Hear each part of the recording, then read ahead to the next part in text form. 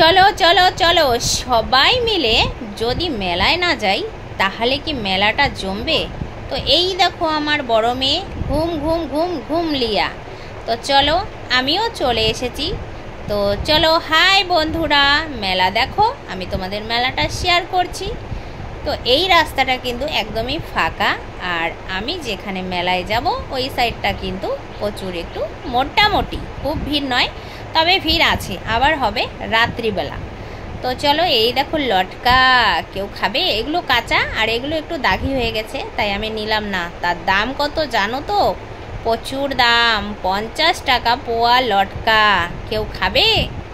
এত দাম জিনিসের। আর মেলা বাজারে জানোই তো কি বলবো, মেলা বাজারে সব কিছুর দাম আকাশ ছোঁয়া। আমাদের শিলিগুড়িতে, জানি না তোমাদের কোথায় কি কীরকম দাম, আমাদের এখানে কিন্তু মেলা বাজারে 20 টাকার জিনিস 40 টাকা, 40 টাকার জিনিস 80 টাকা। তো সেই জন্য মেলা থেকে আমি সেরকমভাবে কিছু কিনতে চাই না।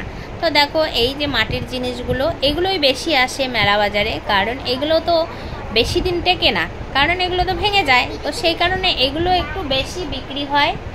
আর লটকা তো থাকবেই, রথ মানে লটকা আর জিলিপি, জিলিপি আর লটকা তো থাকবেই। তো সেই জন্য এই দোকানগুলো তো বসবেই।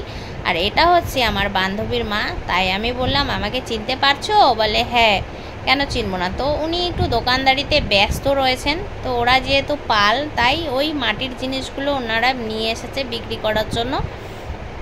আর এখানে দেখো একটা বড় দোকান দিয়েছে। এই যে বড় বড় দোকানগুলোতে ভীষণভাবে চুরি হচ্ছে, খেলনা, বাচ্চাদের খেলনাগুলো চুরি হচ্ছে। তবে আমি চোরকে দেখে অবাক হয়ে গেলাম। আমি কিন্তু ক্যামেরাবন্দি করলাম না, কারণ আমি জানি চোরের মার বড় গলা। চুরি যারা করে তাদের টেকনিকটাই থাকে আলাদা, আমরা চুরি করতে পারবো না। এরা কিন্তু খুব সুন্দরভাবে চুরি করে নিচ্ছে।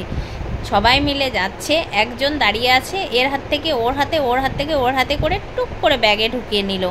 আমি চোখের সামনে দেখলাম, কিন্তু দেখেও আমি অবাক হয়ে গেলাম। তো এই দেখো আমার হচ্ছে বান্ধবীর হাজব্যান্ডও দোকান দিয়েছে এখানে, তো আমি দেখা দিলাম না, আমি কিন্তু চলে যাব। তো ওনাকে একটু এসে সারপ্রাইজ দেব আমি। তো চলো এই দেখো গাছগুলোতে ভীষণ ঠান্ডা ঠান্ডা হাওয়া, আর ভিড় দেখো, ভিড়টা দেখো। আর জিলাপির দোকানে গরম গরম জিলাপি ভাজা হচ্ছে। জিলাপির দাম কত জানো? 40 টাকা পোয়া। এখন জিলাপি আজকের দিনে 40 টাকা পোয়া, সব জায়গায় একই রেট। তো গরম গরম বানাচ্ছে দেখো, আর বিক্রি প্রচুর প্রচুর প্রচুর সেল হচ্ছে, প্রচুর সেল হচ্ছে। তো আমি সেই জিলাপি নিয়ে নিলাম, হাফ কিলো জিলাপি নিয়ে আমি পৌঁছে যাচ্ছি আমার বান্ধবীর হাজব্যান্ডের কাছে।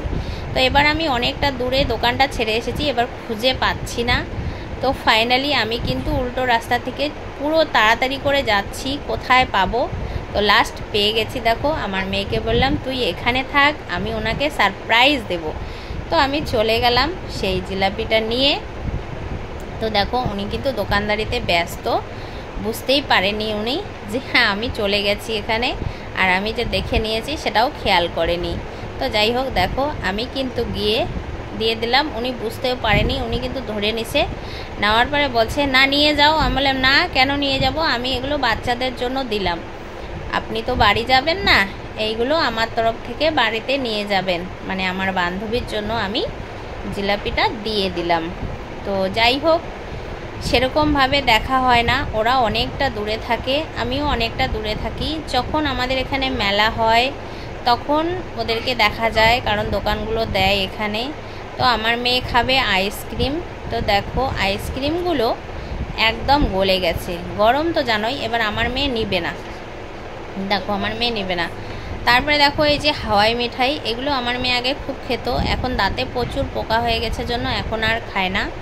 তো এখানে একটা মন্দির রয়েছে, আমরা যাইনি সেই মন্দিরটায়। তারপরে বললাম একটু ভালো দেখে দাও দোকানদারকে।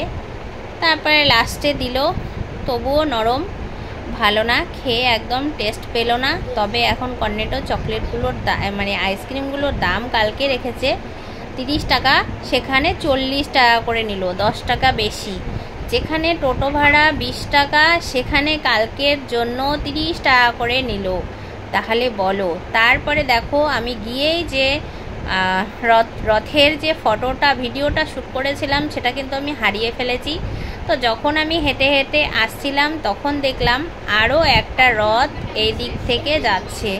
তো আমি রাস্তার এই পারে ছিলাম, ওরা রাস্তার ওই পার দিয়ে কিন্তু যাচ্ছিল। তো সেটাও আমি একটু